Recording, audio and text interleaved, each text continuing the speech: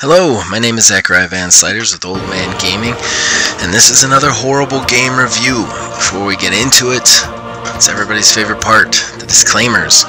Number one, I'm a part-time house dad, so I'm not going to go back and edit this because I don't get paid for it. You might hear me awkwardly pause, it might be too long, too short, buyer beware. Number two, I don't believe video games should have scored reviews. I think they're one of the most subjective forms of art.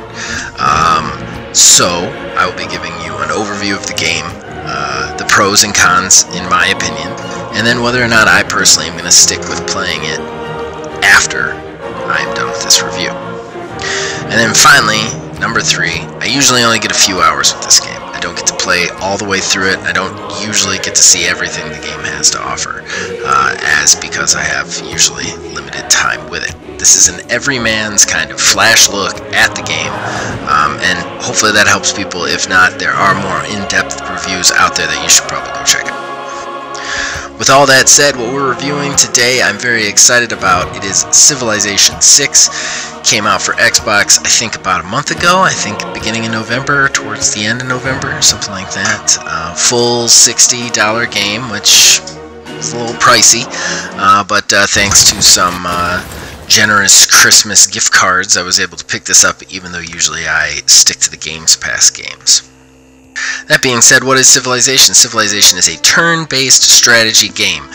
It is unique in many different ways. The first being that you basically pick a historical figure to kind of represent you.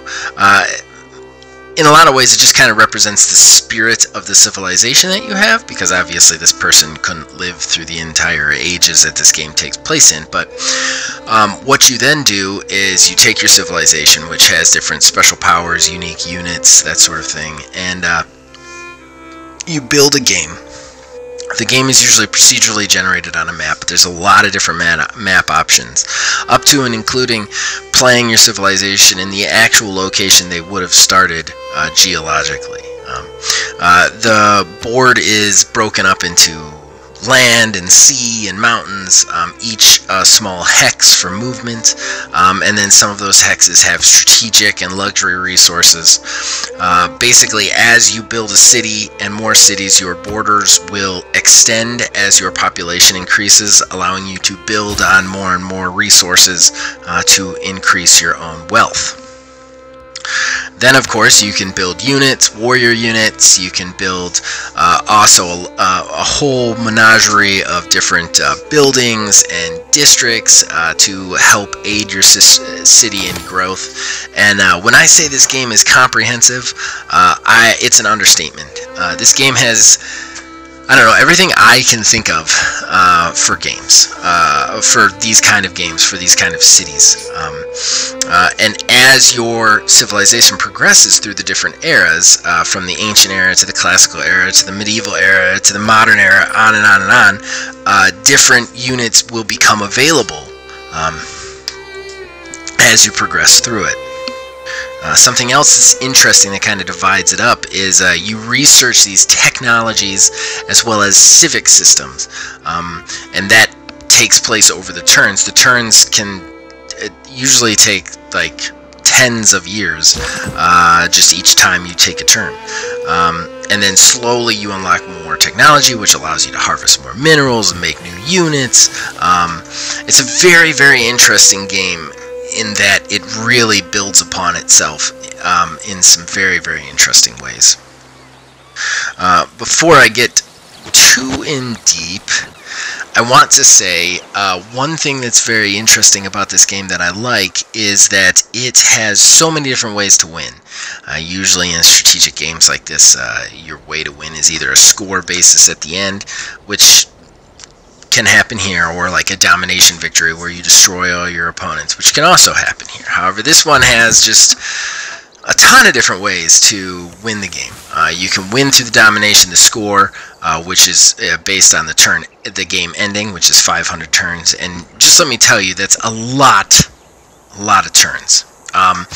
You can also win through religious means, which if you build up enough faith, you actually can build a religion through your people, and then eventually get these units that really are kind of unkillable that can go into other places and convert people to your religion, which is how you win through religion. And then, of course, there's culture, which is being kind of like the cultural epicenter of the world.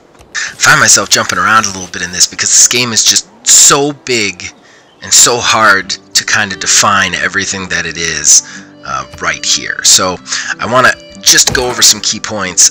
This is kind of a playground game in the fact that there's no real story.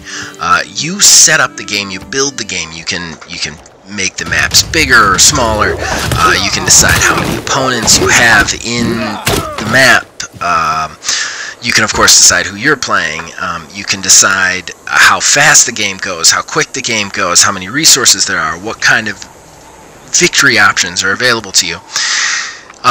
In addition to that, there are a myriad of ways to play multiplayer. There is a multiplayer online. I'm not going to lie, with how long this game takes to play, I don't know how that would work, and I never tried that. But I don't know how you would maintain that game with people you've never met. But there's also a hot seat way to game, which I believe is passing the controller from person to person in the same room, which is also just really cool. This game is kind of like the quintessential. This takes like board game, video game to a level that's just well beyond anything anybody's ever seen. In the interest of this not being a gigantic review when it doesn't really need to be, I'm going to move to pros and cons here, even though I really have only like scratched the surface on everything that's possible in this game that's interesting about this game. Really what you should be thinking is anything that could happen from the beginning of time to the end of time to a civilization is kind of in this game, especially with the expansions, which add geological issues and more ways to play. It's just a very interesting thing. So let's get into the positive first. Let's do the pros first. Pros number one. With games like this that start on a PC and switch over into this, that are these strategy games, usually you find that the control scheme is very hard to keep up with and hard to manage because, you know, the game was made for mouse and keyboard on PC, and strategy games have a hard time translating to controller. This one is not so much. I felt like the people who did the button conversion on this is just phenomenal. It was really easy to pick up. Even without the tutorial, I feel like I would have figured out how to do everything pretty fast. It was very cool. I was very pleased with that conversion over. My number two is a little bit more kind of anonymous in the way that it is just a playground, and I talk about this on my channel in the different shows I do, but I love a playground. I love when you just are given rules that define a thing, and then they just kind of let you go out there and play, almost like an engine, like State of Decay 2 is one of my favorite games because you get a bunch of procedurally generated characters, go survive a zombie apocalypse. With this, it's kind of that on a maximum level. I love it. You go in, you just pick a thing. You don't know where you're going to start. If you're going to start on a coast, what resources are going to be available to you, who you're going to have to trade with, what city-states are going to be around you to have to kind of like dominate and deal with. It's just very interesting. You don't know which way you're going to go or which way is the smartest way to go, who you're going to end up with a war in, and just the game gives you this weird exploration feeling like right off the bat from start to finish. And I gotta say, I've played 3 games. I haven't won one of them against the AIs, and I still loved every minute of it. It was just so much fun. I almost didn't even feel like I was competing at points. I just felt like I was this leader trying to keep my nation alive. And I love that stuff. It gets into my imagination too, and I kind of build these stories in my head of like what's going on with my people and what they would think about me and what other people would think about me. And I've got a wild imagination that way, but I love this game for that playground feel. In addition to that, I really felt like they added a lot of stuff, and I could be wrong. I never played Civilization 5. The only Civilization game I played before this was Civilization back on the 360, and I played a lot of that game. And that felt like kind of a stronger version of this. This is just, there's just so much that goes into this, I can't even begin to describe. Okay, so I know I'm kind of the Lord this. made us all out of iron, Review, so then turns up the heat. Again, there's just so much to this game. It's impossible for me to cover it in the amount of time I have. So let's go to cons. Let's go to negative. Number one negative, they do have in-depth tutorials. I still felt a little lost at times, and I had to look something up. While they do offer quite a bit of help with you, I don't know that they could correct this problem in any way, shape, or form meaningfully, because the game is so in-depth. There's just so much to it. And they do offer you quite a bit of help. They offer you an in-game resource that's very easy to look at anytime you need, plus tutorials, but still there were times where I'm like, how do I get this? How do I do this? How do I make missionaries? How do I create this? And like I said, I don't know how they fix it, but it is a complex game. There's just constantly, you're never going to feel like you're doing it right. And that's, I guess, kind of a con to it. But in fairness, I'm realist. I gotta be honest, if I was leading a civilization, I would never feel like I was doing that right. So, there you go. Okay, so my only other con is a little bit nitpicky.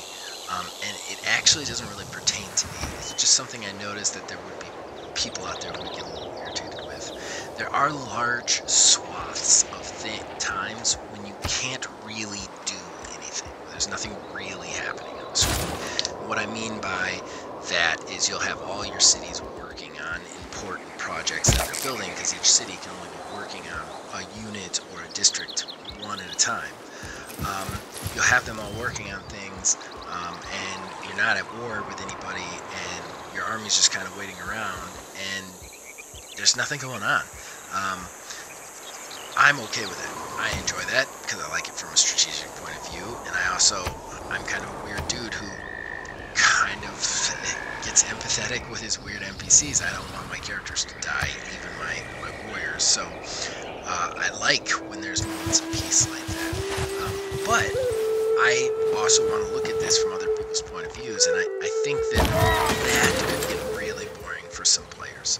Especially in the beginning, one of the things that I noticed is you really want a game to hook you right when you get in. This one does not. Don't get me wrong, it's very interesting and cool, but you build one city, that city has almost no population, and the population kind of dictates how fast your city builds things, so you're not building things fast. You only have one warrior unit at the time to kind of explore around you, and if you lose that one warrior unit, it's done. So you kind of sit in this weird, like the first 4 or 5, even 10 turns are very boring, nothing happening other than your one warrior kind of exploring things, which is interesting, but still there are these large chunks, these large swaths of what a lot of other people would maybe think would be boring. Again, that's kind of part of the genre though, so it's a little nitpicky. This is a turn-based strategy game. That's like the definition of boredom for a first-person shooter guy, but still, just something I want to point out. So finally we get to whether or not I'm going to stick with it, and you bet your sweet ass I love this game. I love the playground. I love going in and just kind of creating my own story. I love the fact that the first time I went in, I played as Australia, and I was a merchant tycoon, and I had this big navy, no ground troops. I got in a few wars, but for the most part I was just like this economic center of the world. And then the second time I went in, I was a warmongering Montezuma Aztec culture player who got wiped out in the first 4 or 5 turns because I overstepped. And then I went in as this religious Thermopylae Spartan warrior religion sort of thing. And it's just, there's so many ways to attack this game, so many ways to play through it. There's just levels of exploration upon levels of exploration to it, and that's why I will continue to come back to this game over and over again. It's also just a great game to play in the background that's not a lot of pressure. You can set down the controller, walk away, come back, do a turn, set down the controller, walk away, come back. It's just one of those games that's it's never forcing you to be there staring at it, which is really great if you're, I don't know, a part-time house dad who has a rambunctious, mischievous